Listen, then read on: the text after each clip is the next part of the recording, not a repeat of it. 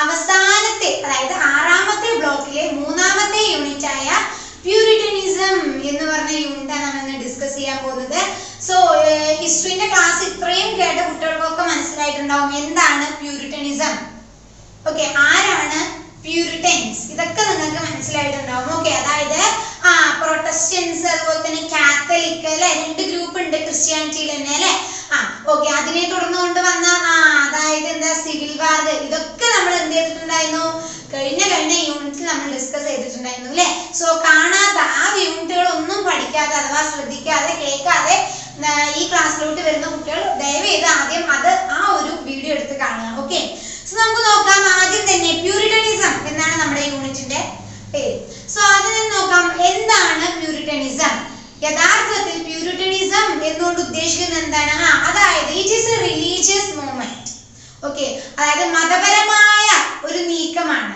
Okay, എന്താണ്? അതായത് നമുക്കറിയാം അല്ലെ, ഇംഗ്ലീഷ് ചർച്ചും റോമൻ കാത്തലിക് ചർച്ചും വേർതിരിച്ചു അല്ലെ. ഹെൻറി എട്ടാമൻ വേർതിരിച്ചിട്ടുണ്ടായിരുന്നു. സോ അത്തരത്തിൽ ഇംഗ്ലീഷ് ചർച്ചില് ഈ റോമൻ ചർച്ചിന്റെ കുറച്ച് റിമൈനൻസ് നമുക്ക് കാണാൻ സാധിക്കുമായിരുന്നു. അതായത് കുറച്ച് അവശിഷ്ടങ്ങളൊക്കെ നമുക്ക് എവിടെ കാണാമായിരുന്നു, അതായത് റോമൻ കാത്തലിക്കിന്റെ ആ ചർച്ചിൽ ഉണ്ടായിരുന്ന കുറച്ച് അവശിഷ്ടങ്ങൾ നമുക്ക് എന്തിൽ കാണാമായിരുന്നു, ഇംഗ്ലീഷ് ചർച്ചിൽ കാണാമായിരുന്നു. സോ അതിനെയൊക്കെ ഇംഗ്ലീഷ് ചർച്ചിൽ നിന്നും പ്യൂരിഫൈ ചെയ്യുക, അതായത് ശുദ്ധീകരിക്കുക എന്നുള്ള തരത്തിൽ വന്ന ഒരു മൂവ്മെന്റ് ആണ് നമ്മൾ എന്ത് പറയുന്നത്, പ്യൂരിറ്റനിസം. മനസ്സിലായല്ലോ? ഇറ്റ് ഈസ് എ റിലീജിയസ്, മതപരമായ ഒരു നീക്കമാണ് അല്ലെങ്കിൽ റിലീജിയസ് മൂവ്മെന്റ് ആണ് എന്ത്, പ്യൂരിറ്റനിസം. മനസ്സിലായല്ലോ?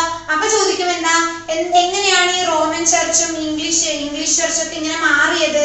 അതൊന്നും ചോദിക്കാൻ നിൽക്കണ്ട, കാരണം അതൊക്കെ കഴിഞ്ഞ യൂണിറ്റിൽ നമ്മൾ ഡിസ്കസ് ചെയ്താണ്. ഓക്കെ, സോ അങ്ങനെ അത്തരത്തിൽ പ്യൂരിഫൈ ചെയ്യുക എന്നുള്ള ഒരു ഉദ്ദേശം കൊണ്ട് അവര് നീക്കം, അങ്ങനെ ഈ ഇംഗ്ലീഷ് ചർച്ച് എന്ത് ചെയ്യുകയാണ്, പ്യൂരിഫൈ ചെയ്യുകയാണ്. റോമൻ ചർച്ചിന്റെ കുറച്ച് റിമൈനിങ്സ് ഒക്കെ പ്യൂരിഫൈ ചെയ്യുകയാണ്. അത്തരത്തിൽ ഒരു മൂവ്മെന്റിനെയാണ്, അത്തരത്തിലുള്ള ഒരു റിലീജിയസ് മൂവ്മെന്റിനെയാണ് നമ്മൾ ആക്ച്വലി പ്യൂരിറ്റനിസം എന്ന് വിളിക്കുക. ഓക്കെ, സോ ഇതൊന്നും അല്ല നമ്മൾ ഈ പാഠത്തിൽ ഡിസ്കസ് ചെയ്യാൻ പോകുന്നത്. യഥാർത്ഥത്തിൽ അതായത് പ്യൂരിറ്റൻ ലിറ്ററേച്ചറെ കുറിച്ചാണ് നമ്മൾ ഈ ഒരു യൂണിറ്റിൽ ഉടനീളം പഠിക്കാൻ പോകുന്നത്. ഓക്കെ, അതായത് ഈ പ്യൂരിറ്റൻസിന്റെ അതായത് ആ ഒരു കാലഘട്ടത്തിലെ ലിറ്ററേച്ചർ ഏത് തരത്തിലായിരുന്നു എന്നാണ് നമ്മൾ ഈ യൂണിറ്റിൽ നോക്കാൻ പോകുന്നത്. ഓക്കെ, സോ നമുക്ക് നോക്കാം. പ്യൂരിറ്റൻ ലിറ്ററേച്ചർ എന്ന് പറയുന്നത് ഒരു റിഫ്ലക്ഷൻ ആണ്. എന്തിന്റെ റിഫ്ലക്ഷൻ? അതായത് പ്യൂരിറ്റൻ എക്സ്പെരിമെന്റ്സ്. മനസ്സിലായല്ലോ? അതായത് പ്യൂരിറ്റൻ എക്സ്പീരിയൻസ് ചെയ്ത പ്യൂരിറ്റൻസ് അവരനുഭവിച്ച കുറച്ച് കാര്യങ്ങളും മാത്രമല്ല ആ സമയത്തുണ്ടായിരുന്ന ഒരു ജീവിത രീതി, ഈ പ്യൂരിറ്റൻസിന്റെ തന്നെ ജീവിത രീതി, അതേപോലെ തന്നെ അവർ നേരിട്ട കാര്യങ്ങൾ അല്ലെങ്കിൽ അവർ പ്രതിഷേധിച്ച കാര്യങ്ങൾ അല്ലെങ്കിൽ അവർ അനുഭവിച്ച കാര്യങ്ങൾ, ഇത്തരത്തിൽ അവർ പ്യൂരിറ്റൻസ് എക്സ്പീരിയൻസ് ചെയ്ത ഒരുപാട് കാര്യങ്ങളാണ്. അതേപോലെ തന്നെ ഈ പ്യൂരിറ്റനിസം എന്ന് പറഞ്ഞ റിലീജിയസ് മൂവ്മെന്റ് ഉണ്ടല്ലോ, അതിനെ കുറിച്ചും എല്ലാം തന്നെ നമുക്ക് ഈ പ്യൂരിറ്റന്റെ ലിറ്ററേച്ചറിൽ നമുക്ക് കാണാൻ സാധിക്കും. മനസ്സിലായല്ലോ? ഇതൊക്കെ നമുക്ക് ലെറ്റേഴ്സ് ആയിട്ടും അതേപോലെ തന്നെ ജേർണൽസ് ആയിട്ടും മാത്രമല്ല ഡയറി കുറിപ്പുകളായിട്ടും ഒക്കെയാണ് നമുക്ക് ലഭിച്ചിട്ടുള്ളത്. അങ്ങനെയാണ് നമുക്ക് ഇതിനെ കുറിച്ച് അല്ലെങ്കിൽ ഈ ഒരു ലിറ്ററേച്ചറെ കുറിച്ച് ഒരു ഐഡിയ കിട്ടിയത്. ഓക്കെ, സോ നമുക്ക് നോക്കാം. ഒരുപാട് ആളുകൾ എന്ത് ചെയ്തു, അമേരിക്കയിലൂടെ എല്ലാം ട്രാവൽ ചെയ്ത് അവർ യാത്ര ചെയ്ത് അവരുടെ എക്സ്പീരിയൻസ് എല്ലാം തന്നെ ഇവർ ഇത്തരത്തിൽ ജേർണൽ ആയിട്ടും ലെറ്റർ ആയിട്ടും ഡയറി ആയിട്ടും ഒക്കെ നമുക്ക് എല്ലാം തന്നെ അവര് എഴുതിയിട്ടുണ്ട്. മനസ്സിലായല്ലോ? അതായത് ഒരുപാട് പ്യൂരിറ്റൻസ് യഥാർത്ഥത്തിൽ എങ്ങോട്ട് മാറിയിരുന്നു, നോർത്ത്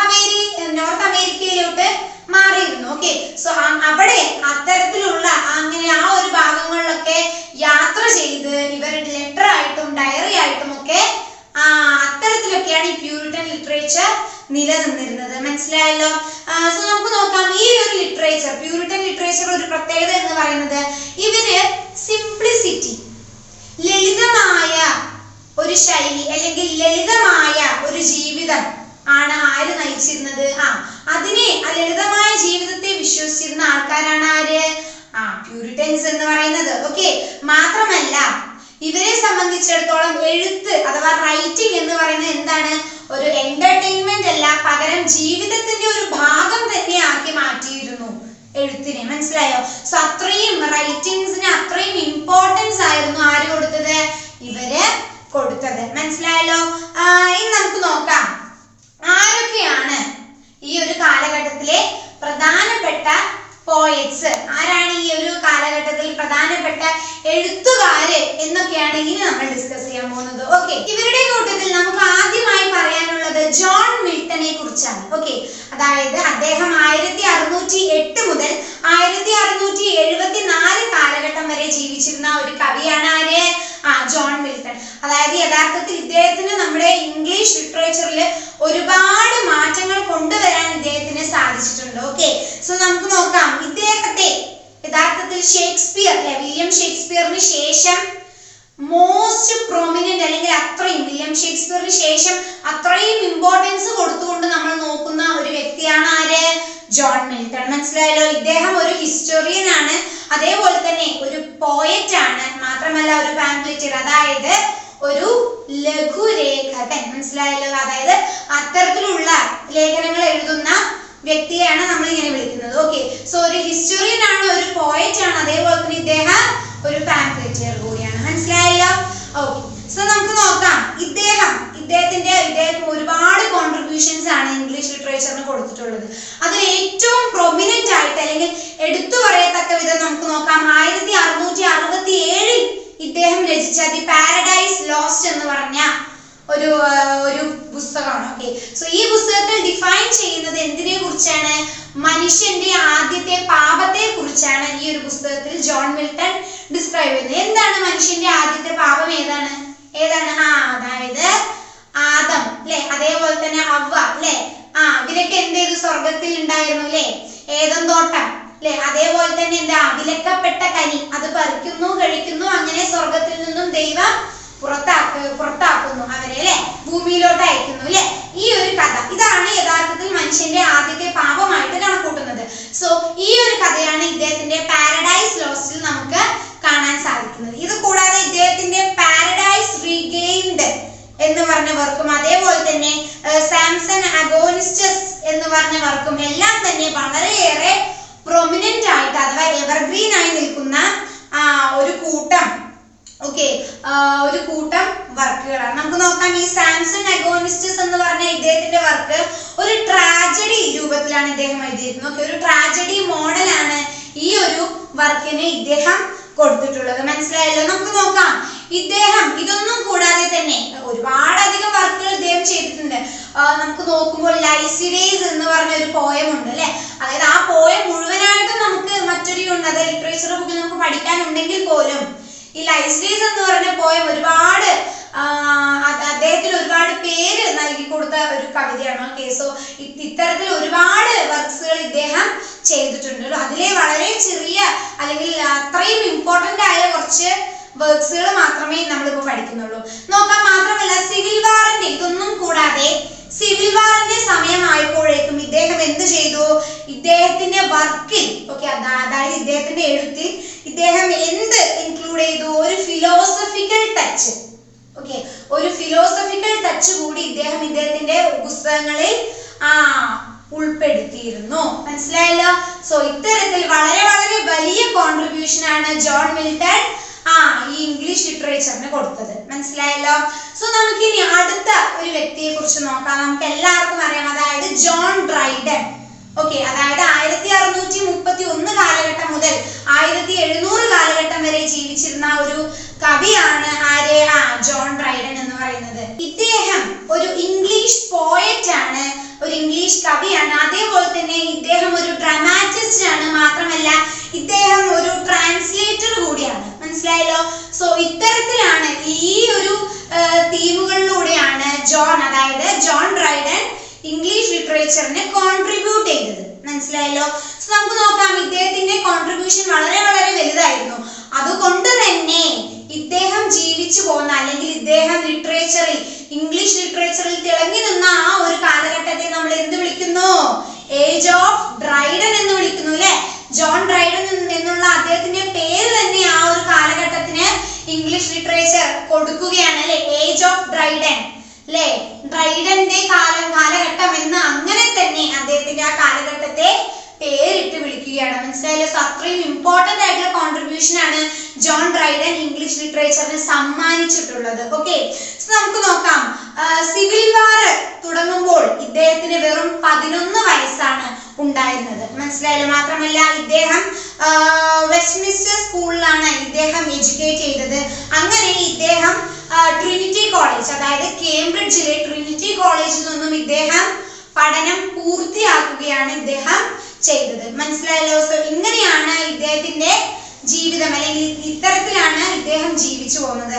നമുക്ക് നോക്കാം, ഇദ്ദേഹത്തെ ആളുകൾ അറിഞ്ഞു തുടങ്ങിയത് ഇദ്ദേഹത്തിന്റെ ഒരു മാസ്റ്റർ പീസ് ഐറ്റമായ ഒലിവർ ക്രോംവെൽ എന്ന് പറഞ്ഞ ഇദ്ദേഹത്തിന്റെ ഒരു വർക്കിലൂടെയാണ് ആളുകൾ ഇദ്ദേഹത്തെ കുറെ കൂടി അറിയാൻ തുടങ്ങിയത്. മാത്രമല്ല റെസ്റ്റോറേഷൻ പീരീഡ് അല്ലെങ്കിൽ റെസ്റ്റോറേഷൻ നടക്കുന്ന ആ ഒരു സമയത്ത് ഇദ്ദേഹം ഒരുപാട് വർക്കുകൾ ഇദ്ദേഹം കമ്പോസ് ചെയ്തിട്ടുണ്ടായിരുന്നു. അതിൽ ചിലതാണ് ടു ഹിസ് സാക്രഡ് മജസ്റ്റി, അതായത് 1661 ഇദ്ദേഹം ഇത് കമ്പോസ് ചെയ്തത്. അതേപോലെ തന്നെ ആസ്ട്രിയ റിഡക്സ്.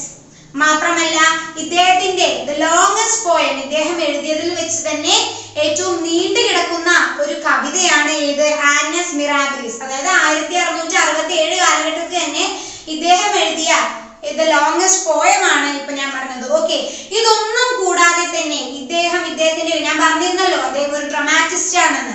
സോ അതേപോലെ തന്നെ അതിനോടനുബന്ധിച്ച് ഇദ്ദേഹം ഒരുപാട് പ്ലേസ് ഇദ്ദേഹം എഴുതിയിട്ടുണ്ടായിരുന്നു. അതിൽ ഏറ്റവും പ്രധാനപ്പെട്ടതാണ് ഓൾ ഫോർ ലവ്. എന്താണ് ഓൾ ഫോർ ലവ്? മാത്രമല്ല ദി വൈൽഡ് ഗലാൻ, അത് 1663 ഈ 2 പ്ലേകളും ഇദ്ദേഹം രചിക്കുന്നത്. ഓക്കെ. ഇതേ കൂടാതെ the Indian Queen. Okay, the Indian Queen. മാത്രമല്ല ഇതിനെ തുടർന്നുകൊണ്ട് ദ ഇന്ത്യൻ എംപറർ. ഓക്കെ. ഇത്തരത്തിൽ അതായത് 1665 കാലഘട്ടത്തിലാണ് ഇവ രണ്ടും എഴുതുന്നത്. ഇത്തരത്തിൽ ഒരുപാട് നാടകങ്ങൾ കൂടി ആര് രചിച്ചിട്ടുണ്ട്? ജോൺ ഡ്രൈഡൻ രചിച്ചിട്ടുണ്ട്. മനസ്സിലായല്ലോ. നമുക്ക് നോക്കാം, ഇത്തരത്തിൽ ഒരുപാട് കോൺട്രിബ്യൂഷൻ ഇദ്ദേഹം ഇംഗ്ലീഷ് ലിറ്ററേച്ചറിന് കൊടുക്കുന്നതനുസരിച്ച് ഇദ്ദേഹം 1668 ഇംഗ്ലണ്ടിന്റെ തന്നെ ഫസ്റ്റ് ഒഫീഷ്യൽ പോയറ്റ് ആയിട്ട് ഇദ്ദേഹം അറിയപ്പെടുകയാണ്. മനസ്സിലായല്ലോ. ഇംഗ്ലണ്ടിന്റെ ഒഫീഷ്യൽ പോയറ്റ് ആയിട്ട് 1668 കാലഘട്ടത്തിൽ ഇദ്ദേഹത്തിന് അത്തരത്തിലൊരു പട്ടം ഇദ്ദേഹത്തിന് കൊടുക്കുകയാണ്. മനസ്സിലായല്ലോ. സോ ഇത്തരത്തിലൂടെയാണ് ജോൺ ഡ്രൈഡൻ തന്റെ കോൺട്രിബ്യൂട്ട് ചെയ്തത്. മനസ്സിലായല്ലോ. നമുക്ക് മറ്റൊരു കവിയെ കുറിച്ച് നോക്കാം. പ്രധാനപ്പെട്ട ഒരു വ്യക്തി തന്നെയാണ് ആര്? എഡ്വാർഡ് ടൈലർ എന്ന് പറയും. അതായത് 1642 കാലഘട്ടം മുതൽ 1729 കാലഘട്ടം വരെ ജീവിച്ചിരുന്ന ഒരു കവിയാണ് ആര്? Edward Taylor. എഡ്വാർഡ് ടൈലർ അതായത് ഇദ്ദേഹം യഥാർത്ഥത്തിൽ ഒരു പ്യൂരിറ്റൻ പോയറ്റും അതേപോലെ തന്നെ ഒരു മിനിസ്റ്റർ കൂടിയാണ്. മനസ്സിലായല്ലോ. എന്നിരുന്നാലും ഇദ്ദേഹം ഇംഗ്ലീഷ് ലിറ്ററേച്ചറിന് ഒരുപാട് കോൺട്രിബ്യൂഷൻ, അതായത് ഒരുപാട് സംഭാവനകളാണ് ഇദ്ദേഹം കൊടുത്തിരുന്നത്. നോക്കാം, ഇദ്ദേഹം ഇംഗ്ലണ്ടിലാണ് ജനിച്ചു വീഴുന്നത്. മാത്രമല്ല ഹി ഈസ് ഹൈലി എഡ്യൂക്കേറ്റഡ്. മനസ്സിലായല്ലോ. ഇദ്ദേഹം ഒരുപാട് എഡ്യൂക്കേറ്റഡ് ആയ ഒരു വ്യക്തി കൂടിയാണ്. നമുക്ക് നോക്കാം ഇദ്ദേഹത്തെ. ആളുകൾ അറിഞ്ഞു തുടങ്ങിയതും ഇദ്ദേഹം ഒരു പോയറ്റ് ആണ് എന്ന് അംഗീകരിച്ചതുമെല്ലാം ഇദ്ദേഹത്തിന്റെ ഒരു ഫേമസ് ആയിട്ടുള്ള ഒരു വർക്കിലൂടെയാണ്. അതേതാണ്? അതായത് the harmony of the gospel. The harmony of the gospel എന്ന് പറഞ്ഞ അദ്ദേഹത്തിന്റെ ഒരു കൃതിയിലൂടെയാണ് ആളുകൾ ഇദ്ദേഹത്തെ അറിയാൻ തുടങ്ങി. ഇതിനെ തുടർന്നുകൊണ്ട് തന്നെ ഇദ്ദേഹം ഒരുപാട് കോൺട്രിബ്യൂഷൻസ്, ഒരുപാട് വർക്കുകളുമാണ് ഇദ്ദേഹം ചെയ്തത്. എന്നാൽ ആ കൂട്ടത്തിൽ നിന്നും ഇദ്ദേഹത്തിന്റെ ഒരു നീണ്ട പോയം, ഇദ്ദേഹം എഴുതിയതിൽ വെച്ച് ദി ലോങ്സ്റ്റ് പോയം, നീണ്ട പോയമാണ് ഏത്? The metrical history of Christianity എന്ന് പറഞ്ഞ ഒരു കവിതയാണ് ഇദ്ദേഹം എഴുതിയതിൽ വെച്ച് ഏറ്റവും നീണ്ടു കിടക്കുന്ന ഒരു പോയം. ഓക്കെ, ഇതൊക്കെ വളരെ ഇമ്പോർട്ടന്റ് ആയ പോയിന്റ് ആണ്. ഓക്കെ, ഒബ്ജക്റ്റീവ് ആയിട്ട് നമുക്ക് സുഖമായിട്ട് മാർക്കുകൾ വാങ്ങി സ്കോർ ചെയ്യാൻ പറ്റുന്ന ഒരു ഭാഗമാണ് ഇതൊക്കെ. ഓക്കെ, സോ നിങ്ങൾ നന്നായി ഇരുന്ന് പഠിക്കണം. ഓക്കെ, ശ്രദ്ധിക്കണം. ഓക്കെ, നമുക്ക് നോക്കാം. ഇനി കഴിഞ്ഞാൽ ഈ ടൈലറിന്റെ പോയംസ്, അതായത് ടൈലറിന്റെ കവിതകൾക്ക് മറ്റൊരു പ്രത്യേകത കൂടി നമുക്ക് കാണാമായിരുന്നു. അതായത് ആ കവിതകളിലുള്ള ക്യാരക്ടർ എന്ന് പറയുന്നത് ബേസിക്കലി എന്താവും? ട്രഡീഷണൽ ആവും. ഓക്കെ, ബേസിക്കലി ആ ക്യാരക്ടേഴ്സ് ഒക്കെ എന്താണ്? ട്രഡീഷണൽ തന്നെയാണ്. പക്ഷേ അതിന്റെ ക്വാണ്ടിറ്റിയും മാത്രമല്ല അതിന്റെ ക്വാളിറ്റിയിലും അതേപോലെ തന്നെ അതിന്റെ ഡൈനാമിക്സും നമ്മൾ എടുത്തു നോക്കുമ്പോൾ അത് വളരെ വളരെ മോഡേൺ ആയിട്ടാണ് നമുക്ക് തോന്നാറുള്ളത്. മനസ്സിലായല്ലോ? ഇത് ഇദ്ദേഹത്തിന്റെ മാത്രം കവിതകളുടെ ഒരു വളരെ വളരെ അല്ലെങ്കിൽ എടുത്തു പറയത്തക്കവണ്ണമുള്ള ഒരു പ്രത്യേകതയാണ്. മനസ്സിലായല്ലോ? ഓക്കെ, ഇനി നമുക്ക് നോക്കാനുള്ള ഒരു ടോപ്പിക് മെറ്റാഫിസിക്കൽ പോയട്രി. അല്ലെ, എന്താണ് ഇവിടെ ഈ മെറ്റാഫിസിക്കൽ പോയട്രി എന്ന് പറയുന്നത്? അതായത് യഥാർത്ഥത്തിൽ 17-ാം നൂറ്റാണ്ടാവുമ്പോഴേക്കും എലിസബത്തൻ പോയട്രീന്റെ ആ ഒരു കെട്ടൊക്കെ എന്തായി? കെട്ടൊക്കെ അയഞ്ഞു വന്നു. അതായത് ആ ഒരു സ്പിരിറ്റ് എല്ലാം, അതായത് എലിസബത്തൻ പോയട്രീന്റെ ഒരു സ്പിരിറ്റ് കുറഞ്ഞു വന്നു. മനസ്സിലായല്ലോ? സോ ആ ഒരു സമയത്ത് കുറച്ച് എഴുത്തുകാർ എന്ത് ചെയ്തു? ഒരു പുതിയ ട്രെൻഡ് തന്റെ എഴുത്തിൽ ഇവരെന്ത് ചെയ്തു? രൂപപ്പെടുത്തി എടുത്തു. മനസ്സിലായല്ലോ? സോ ആ ഒരു ട്രെൻഡിനെയാണ് നമ്മൾ എന്ത് വിളിക്കുന്നത്? മെറ്റാഫിസിക്കൽ പോയട്രി എന്ന് പറയുന്നത്. ഈ മെറ്റാഫിസിക്കൽ പോയട്രി കൊണ്ടുവന്ന ആളുകൾ ആരാണ്? ബെൻ ജോൺസണും അതേപോലെ തന്നെ ജോൺ ഡോൺ. ഓക്കെ, ഈ രണ്ട് വ്യക്തികളാണ് യഥാർത്ഥത്തിൽ മെറ്റാഫിസിക്കൽ പോയട്രി കൊണ്ടുവന്നത്, അല്ലെങ്കിൽ എന്ത് ചെയ്തത്, അല്ലെങ്കിൽ നമുക്ക് ഒന്ന് കാണിച്ചു തന്നത്. മനസ്സിലായല്ലോ? നമുക്ക് നോക്കാം ഈ മെറ്റാഫിസിക്കൽ പോയട്രി എന്ന് പറഞ്ഞാൽ എന്താ. അതായത് മെറ്റാഫിസിക്കൽ പോയട്രി എന്ന് പറഞ്ഞ പോയംസിനെല്ലാം എന്തടങ്ങിയിട്ടുണ്ടാവും? ഒരു ഇമോഷണലും അതേപോലെ തന്നെ ഒരു ഇന്റലക്ച്വൽ അബിലിറ്റിയും നമുക്ക് ആ കവിതയിൽ കാണാൻ സാധിക്കും. മാത്രമല്ല അൺകണക്റ്റഡ് തിങ്സ്, ഓക്കെ, കണക്ട് ചെയ്യാത്ത വസ്തുക്കളെ കണക്ട് ചെയ്തുകൊണ്ടുള്ള അത്തരത്തിൽ ഒരു ഇമോഷണൽ അറ്റാച്ച്മെന്റും അതായത് ഒരു ഇമോഷണൽ അറ്റാച്ച്മെന്റും അതേപോലെ ഒരു ഇന്റലക്ച്വൽ കോംപ്ലക്സിറ്റി, ഓക്കെ, ആ ഒരു കോംപ്ലക്സിറ്റിയിലേക്ക് കാര്യങ്ങൾ കൊണ്ടുപോവുക, അല്ലെങ്കിൽ അത്തരത്തിൽ കവിതകളെ രചിക്കുന്ന അല്ലെങ്കിൽ അത്തരത്തിൽ രൂപം കൊള്ളുന്ന കവിതകളെയാണ് നമ്മൾ എന്ത് വിളിക്കുന്നത്? മെറ്റാഫിസിക്കൽ പോയട്രി എന്ന് വിളിക്കുന്നു. ഇതാരാ കൊണ്ടുവന്നത്?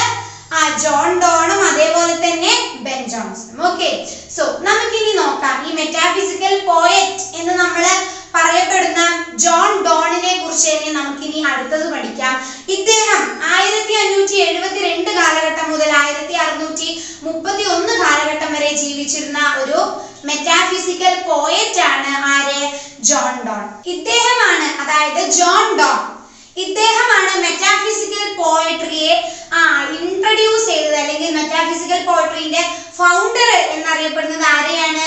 ജോൺ ഡോണിനെയാണ്. മനസ്സിലായല്ലോ? മാത്രമല്ല ഇദ്ദേഹത്തിന്റെ കവിതകൾ ഏകദേശം ഒരു 16-ാം നൂറ്റാണ്ടിന്റെ ഒരു സ്ട്രൈക്കിംഗ് ഫീച്ചർ തന്നെയായിരുന്നു ഇദ്ദേഹത്തിന്റെ കവിതകൾ എന്ന് പറയുന്നത്. ഓക്കെ, ഇദ്ദേഹം കവിതകളെ കൂടാതെ ഇദ്ദേഹം പോയട്രി, ഒരുപാട് സറ്റയേഴ്സ്, അതേപോലെ തന്നെ സോണറ്റുകളും എലജീസും അതേപോലെ തന്നെ കുറച്ച് നല്ല ഫേമസ് ആയിട്ടുള്ള കുറെ കവിതകളുമാണ് ഇദ്ദേഹം രചിച്ചിട്ടുള്ളത്. മനസ്സിലായല്ലോ?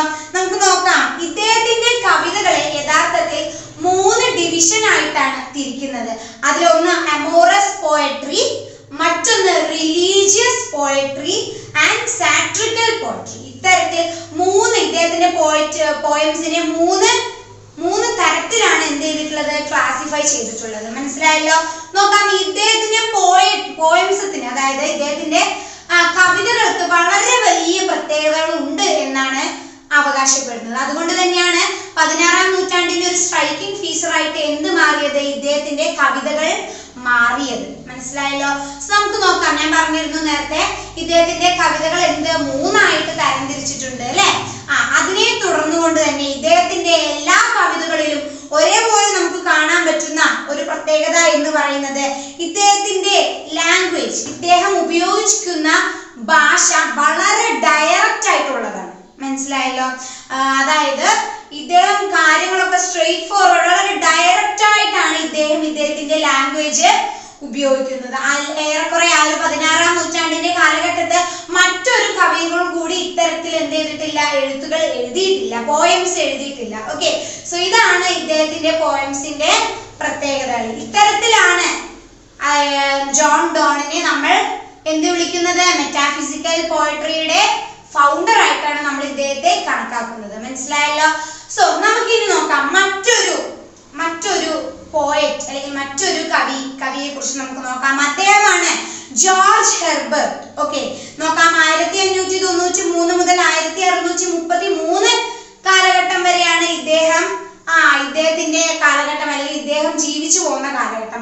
നോക്കാം ഇദ്ദേഹത്തിന്റെ പോയംസ് ആണ് ഒരുപാട് എഴുതിയിട്ടുള്ളത്. ഇദ്ദേഹത്തിന്റെ പോയംസ് എല്ലാം തന്നെ അതായത് ജോർജ് ഹെർബർട്ട് മരണപ്പെട്ടതിന് ശേഷമാണ് എന്ത് ചെയ്തിട്ടുള്ളത്, പബ്ലിഷ് ചെയ്തിട്ടുള്ളത്. മനസ്സിലായല്ലോ. സോ ഇദ്ദേഹത്തിന്റെ ഈ കൂട്ടത്തിൽ തന്നെ അത്രയും ഇമ്പോർട്ടൻസ് ഏറിയ ഒരു വർക്കാണ് എന്ത്, ദ ടെമ്പിൾ എന്ന് പറയുന്നത്. മനസ്സിലായല്ലോ. ഈ ടെമ്പിൾ എന്ന് പറഞ്ഞ ഇദ്ദേഹത്തിന്റെ വർക്കിൽ നമുക്ക് ഉടനീളം കാണാൻ സാധിക്കുന്നത് church of England.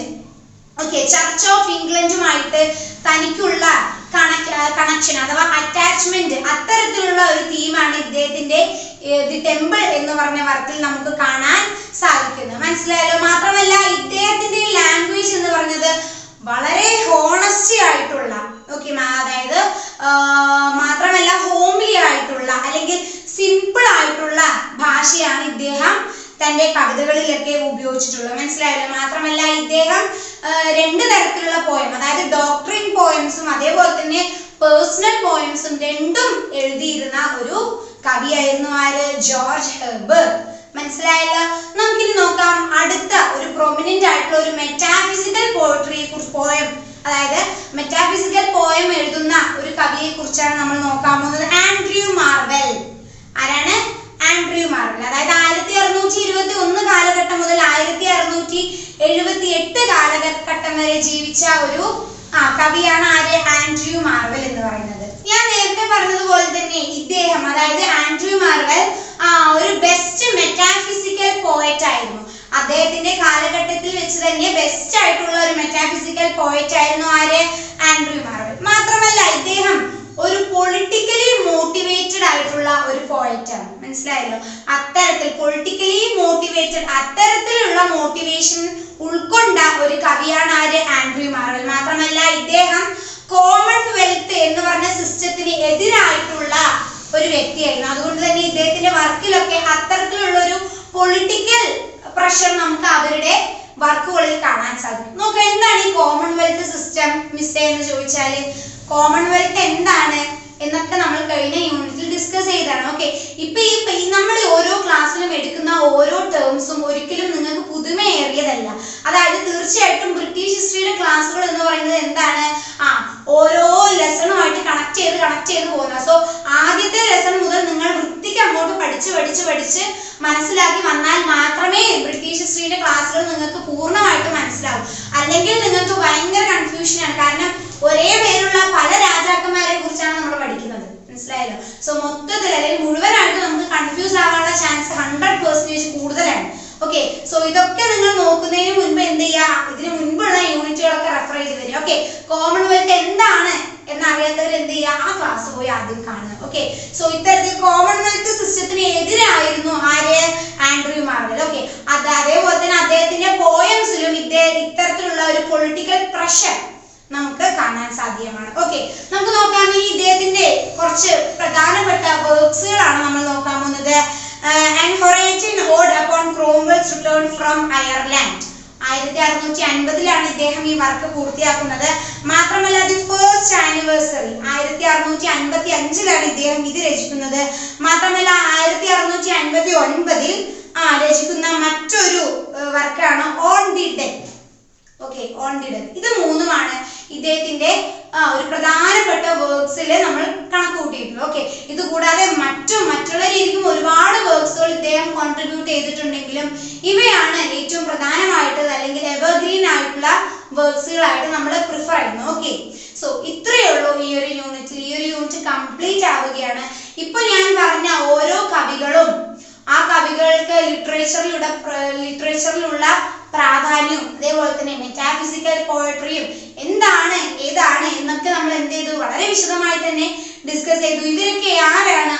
Puritanism ലിറ്ററേച്ചറിൽ include ചെയ്തിട്ടുള്ള ആൾക്കാരാണ്. ഞാൻ ആദ്യമേ പറഞ്ഞു, എന്നാലും കൺഫ്യൂസ്ഡ് ആവാതിരിക്കാൻ ഞാൻ പറയുകയാണ്. ഇവരാരാണ്? പ്യൂരിറ്റൻ ലിറ്ററേച്ചറിൽ ആ ഒരു പ്യൂരിറ്റൻ ലിറ്ററേച്ചറിൽ ഉൾപ്പെട്ടിരിക്കുന്ന കുറച്ച് കവികളെ കുറിച്ചാണ് കേട്ടോ നമ്മൾ ഇന്ന് പഠിച്ചത്. ഓക്കെ, സോ ഇത്രയേ ഉള്ളൂ. നമുക്കിനി മറ്റൊരു ബ്രിട്ടീഷ് ഹിസ്റ്ററിയുടെ മറ്റൊരു ക്ലാസ്സിലായിട്ട് നമുക്ക് കാണാം. ഓക്കെ, സോ അതുവരെ ബൈ ആൻഡ് താങ്ക് യു.